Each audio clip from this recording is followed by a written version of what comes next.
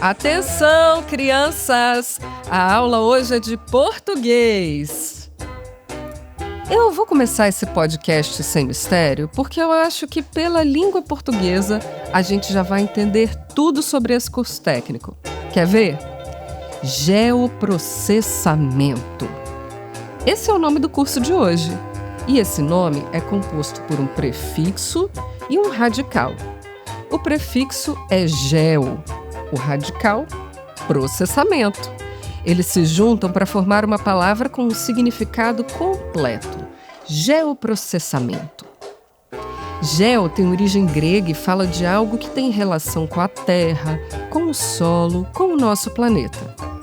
E processamento é processamento, é. Pronto, geoprocessamento, processamento da Terra. Entendeu? Podemos encerrar? Não, né? Então, vamos começar de novo. Eu sou Flávia Carpanedo, jornalista da Assessoria de Comunicação do IFES. E esse é o podcast Que Curso é Esse? Hoje a gente vai falar do curso técnico em geoprocessamento. E por tabela, vamos falar também do lanche que você pede pelo aplicativo no celular e daquele serviço que você usa para chamar um motorista quando precisa de uma carona esperta. Mas antes, as informações básicas sobre o curso com a diretora de ensino técnico do IFES, Sana Andréia Torresani. O curso técnico em geoprocessamento é ofertado no campus Vitória na modalidade subsequente, ou seja, é um curso para quem já terminou o ensino médio. A duração do curso é de 2 anos e as aulas acontecem à noite. O profissional técnico em geoprocessamento é capaz de realizar levantamento e coleta de dados espaciais, utilizar equipamentos de medição e dados de satélites, realizar perícias, elaborar mapas e fornecer coordenadas, entre outras atividades. A atuação é bastante diversificada.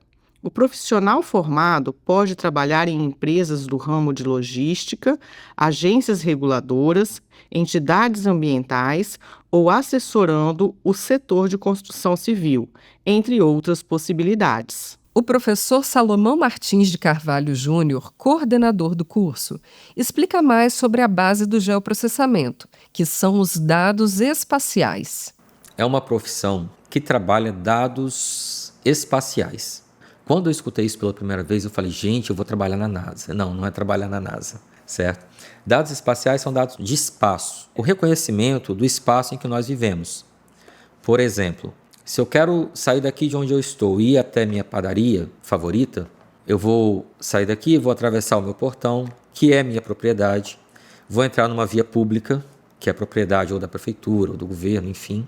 Vou caminhar por essa via que vai estar pavimentada ou não, que vai ter uma dimensão, uma largura, um comprimento, e vou entrar em outra rua até chegar à minha padaria. Então, todo esse trajeto ele é geoespacializado. Hoje, quando você pede uma pizza em casa, você dá o seu endereço e daí a pouco o motoqueiro está lá buzinando que está com a sua entrega. Como que ele achou você?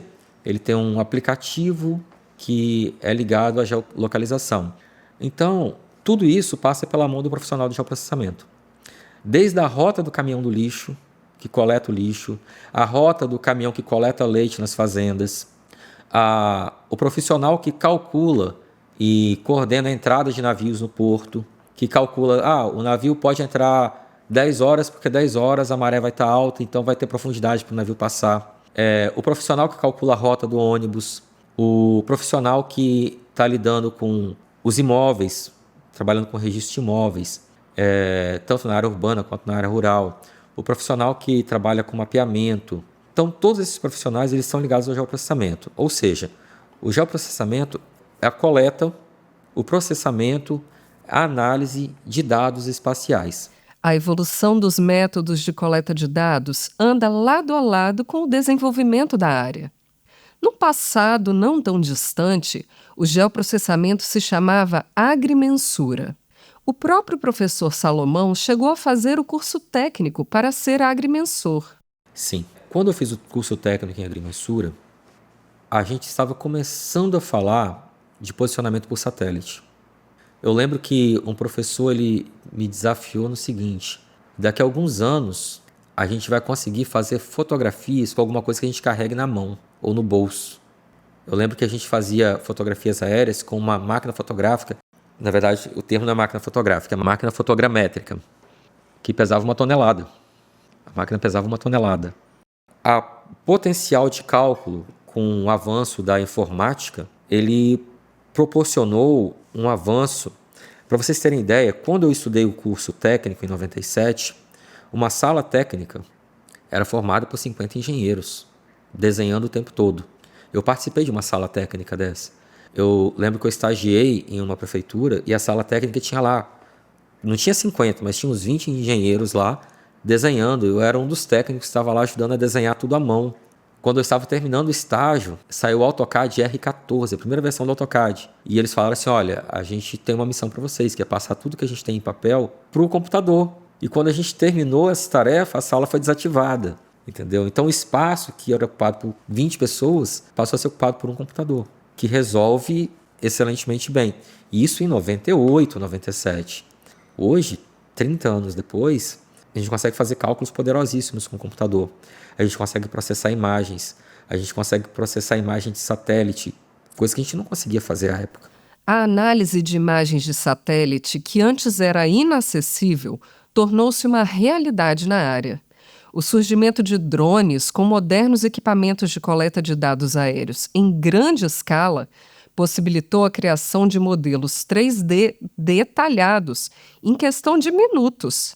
E enquanto a tecnologia fez sim alguns postos de trabalho serem fechados, por outro lado, criou uma enorme demanda que abriu muitas e muitas vagas. Isso porque novas aplicações fazem a área do geoprocessamento estar em constante desenvolvimento. Eu não vejo hoje nenhuma profissão e nenhuma tecnologia que consiga dispensar o geoprocessamento. Hoje está muito na moda falar em YouTube, falar em marketing digital. Você faz impulsionamento de empresas. Agora, se você for olhar por trás disso, como tudo isso funciona, tudo isso está relacionado com a geolocalização.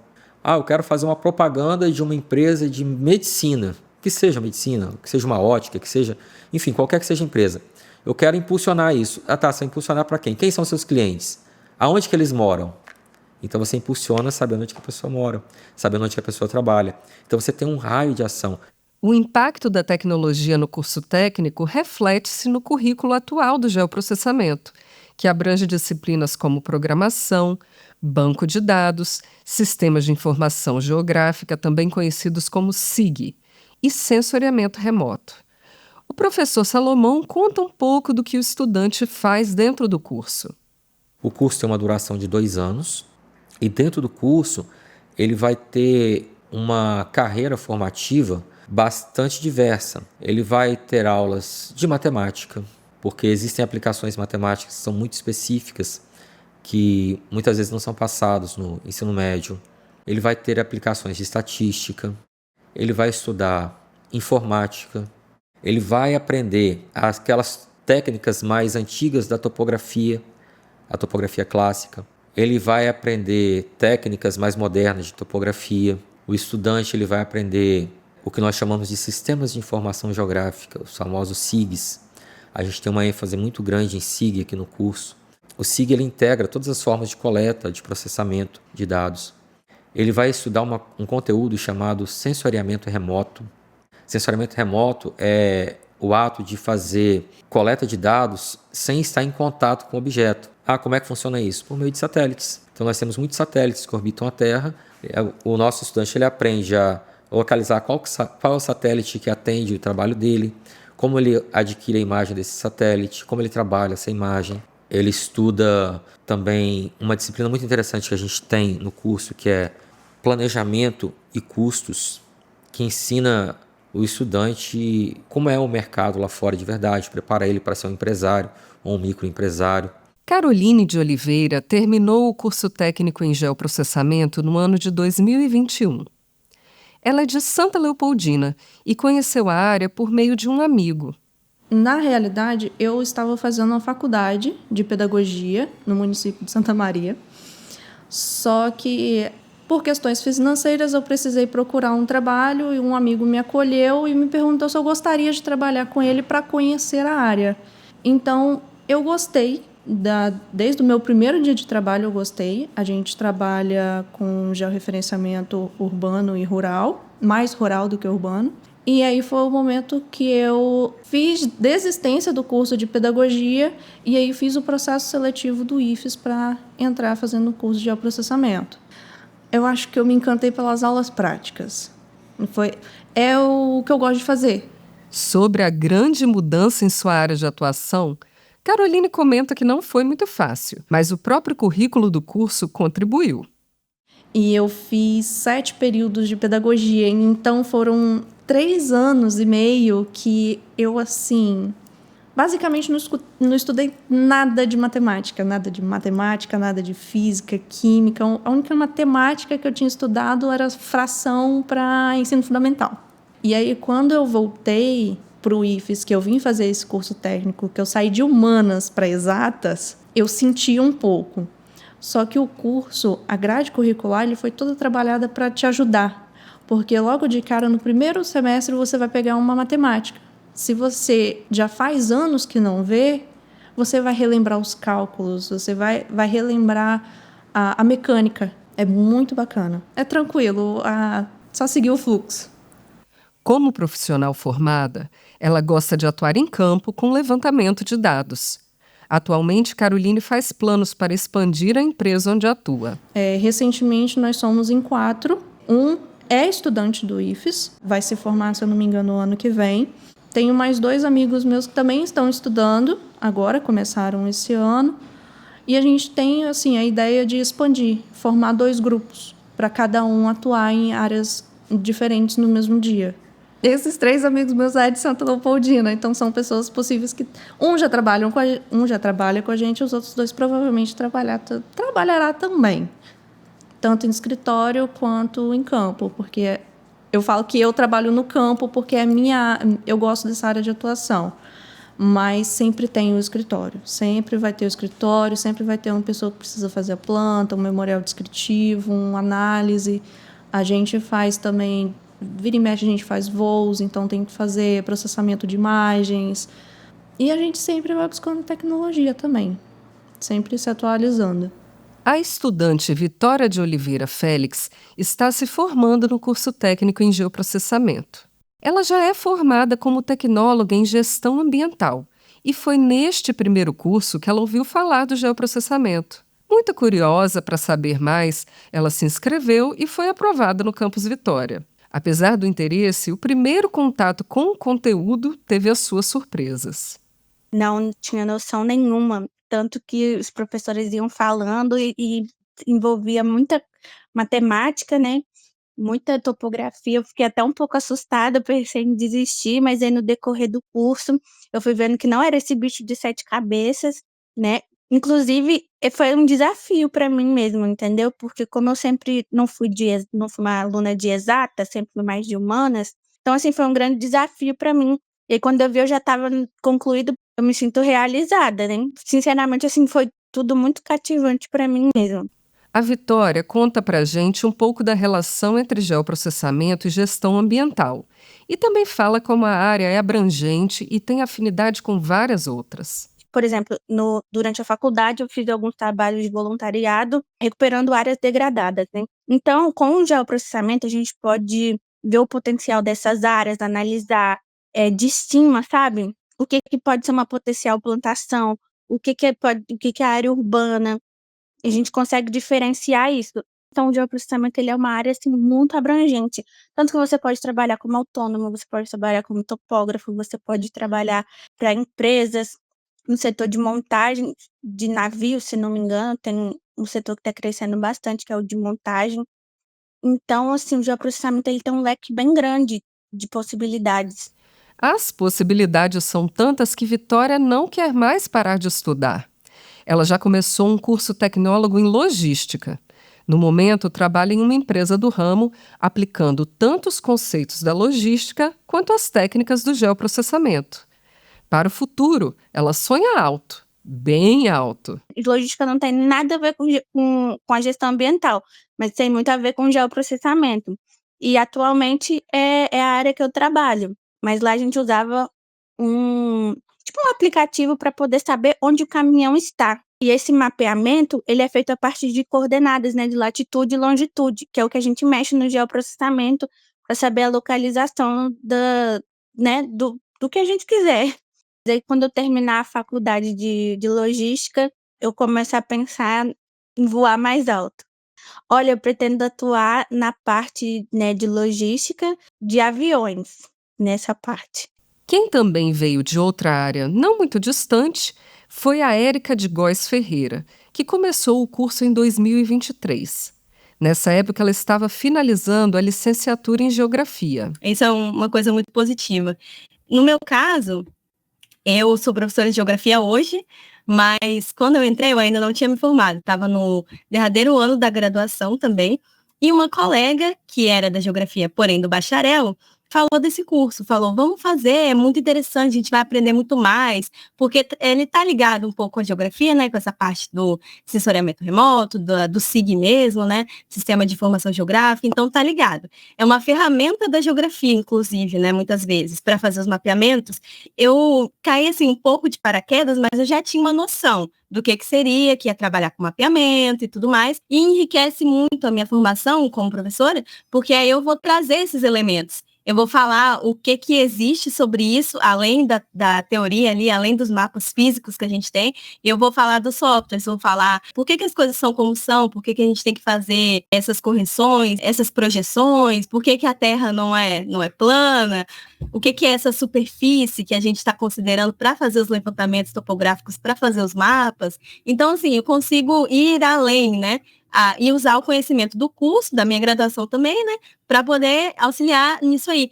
Com as duas formações, ela não descarta ter duas atividades profissionais, ou mesmo combiná-las. O geoprocessamento, ele é uma profissão, né, uma área que está muito em alta, é muito necessária e tudo mais. Eu quero trabalhar com as duas coisas, sendo como, por exemplo, freelancer nessa questão de mapeamento, tanto quanto passando num concurso público, por exemplo, porque tem vaga para geoprocessamento em muitos concursos. No CNU teve um concurso recentemente da Serra que tinha vaga também, e mesmo para analista de geoprocessamento, por exemplo, mas tem muita vaga de emprego em empresas, né, particulares, mas eu não me imagino ainda saindo e migrando totalmente, que era uma coisa mais concomitante. Ou então, passando num concurso, com certeza eu iria para migrar totalmente, né? Mas eu quero alinhar as duas coisas e poder dar aula disso também um dia. Acho que é a minha principal expectativa. Como já deve ter ficado evidente, a área do geoprocessamento costuma ter muitas oportunidades e, dizem por aí, uma remuneração bem interessante. O professor Salomão comenta sobre o que espera o técnico formado no curso. O nosso egresso, ele tem a possibilidade muito grande de sair da instituição e montar um negócio próprio. É o caminho mais natural que tem. A maioria, ou quase a maioria, não sei, eles partem para o negócio próprio. Mas nós temos empresas, por exemplo, que atuam no Porto de Vitória, que atuam nas grandes siderúrgicas, que atuam na Vale, na Arcelor, que empregam esses nossos profissionais. Nós temos o serviço público também, que inclusive nós tivemos uma prova de concurso semana passada, que teve vagas para profissionais nossos aqui. Vamos ter em breve outro concurso em outro município também para profissionais egressos nossos. E então tem na área marítima, serviço público, siderurgia, construção civil e ainda o profissional autônomo. Hoje nós temos uma demanda constante. É claro, eu falo muito com os meus estudantes. A gente tem uma demanda constante, nós temos microempresas que oferecem salários condizentes com o mercado e nós temos empresas que excepcionalmente oferecem salários que fogem da regra. Então nós temos colegas que realmente, quando a gente para pensar no retorno financeiro que eles têm dentro da área, são pontos fora da curva. Viu quanta coisa legal? Ah, sim, mas antes da gente terminar, vai aí uma dica da Érica. A gente tem uma piada interna que a gente fala que a gente vai ser geoprocessador, mas não é um nome que eles dão, não. Na verdade, nós vamos ser geomensores, que é muito mais chique. Ficou interessado em ser geomensor? Quer saber mais sobre o curso técnico em geoprocessamento? Acesse ifes.edu.br/cursos. Esse podcast é uma produção da Assessoria de Comunicação do IFES, com roteiro e locução de Flávia Carpanedo, produção de áudio e edição Constantino Buteri. A gente se vê na próxima. Tchau!